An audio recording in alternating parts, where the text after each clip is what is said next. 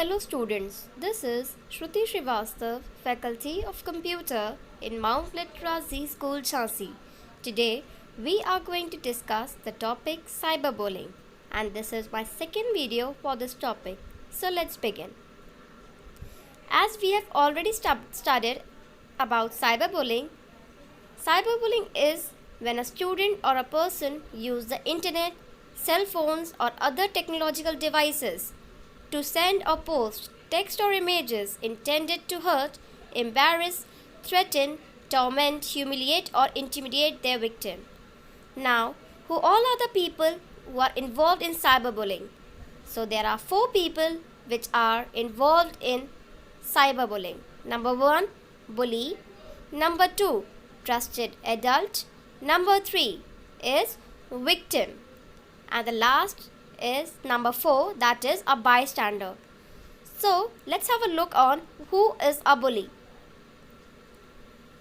In this picture you can clearly see how a boy in blue hat has posted a weird information about a boy. So the boy in blue hat is a person which is known as bully. So bully is a person who threatens and bully other people. Now the second one is bystander. Here in this picture you can clearly see the powers of bystander. A bystander reports or helps report bullying. A bystander stands up for someone being bullied. A bystander is respectful and kind, and a bystander includes everyone. So in short, we can say like this: the person who witnessed cyberbullying is known as bystander. Now the next one is trusted adult. In this picture you can clearly see how a girl is talking to a trusted adult about how she is being bullied by somebody else. So trusted adult is a person to whom a bully, target or bystander can talk about bullying behavior. The last one is target. In this picture you can clearly see how the other people are bullying this boy which is in red and white shirt. So it is a target. The victim of the cyberbullying is known as the target.